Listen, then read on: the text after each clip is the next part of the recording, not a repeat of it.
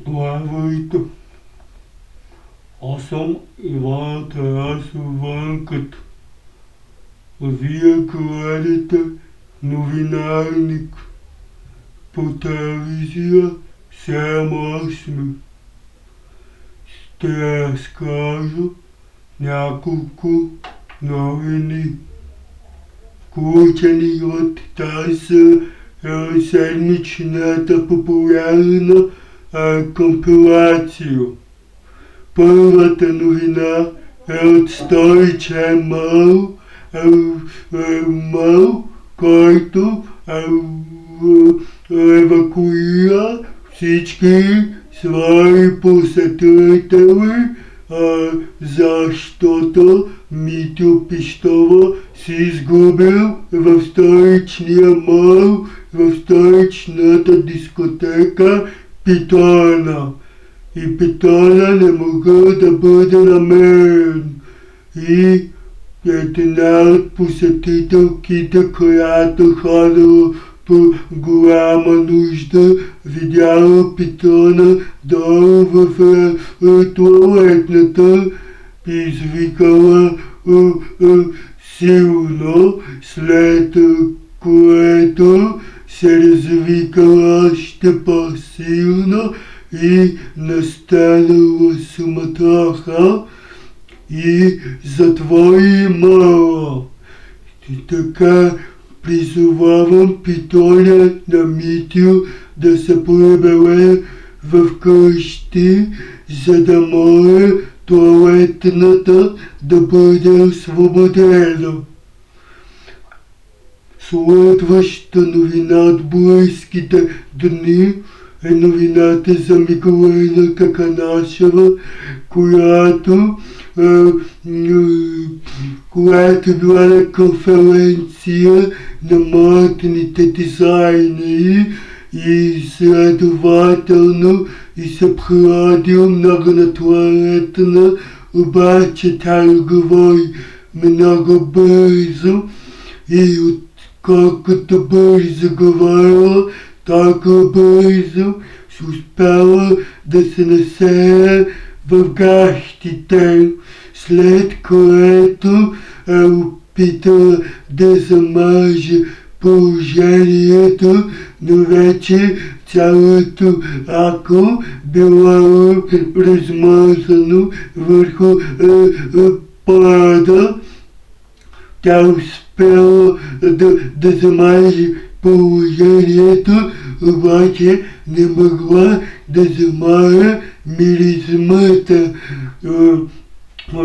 Следващата ефирна новина, която така и прочетох от социалните мрежи, е новината за Преслава, която отихла да си прави корекция на носа. Обаче след корекцията носът не си се е получил толкова хубаво, колкото предполагала и се е получил като на онози, как му беше името, безизвестния актьор, как му беше името от актьор, безизвестен и много глупав актьор, онзи Адуалендалов, Денис Андалов, който има същия грозен и 90 градусов нос. Продължава с една много популярните новини за един голям български артист, който обича да върти колелото. Другото име е Кръци Лапцалов.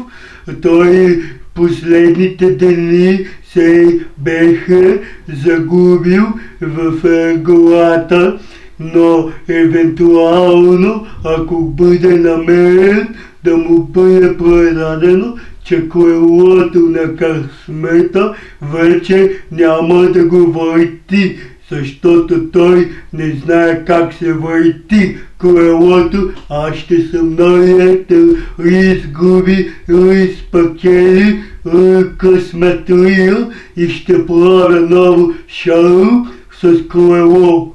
С колело не на късмета, а колело на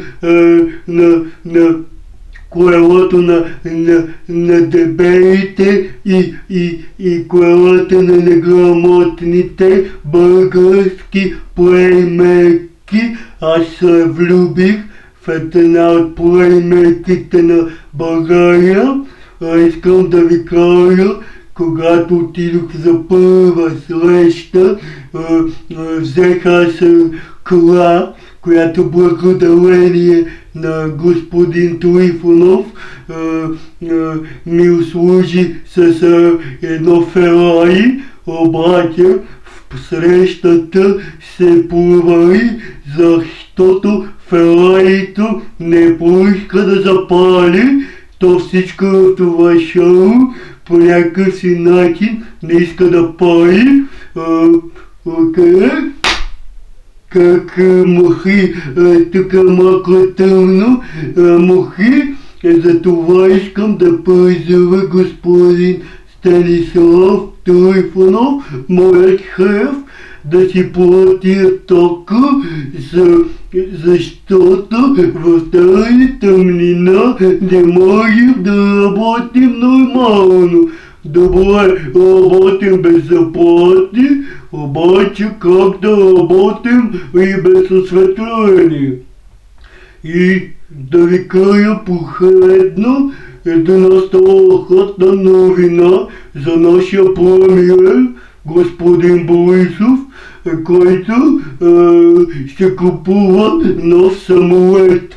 Самолет, защото последните дни изкача горивото, няма пари да се еди гориво и касал аварийно, след което заблуждава българския народ, че самолетът бил неизправен, а той всъщност няма гориво.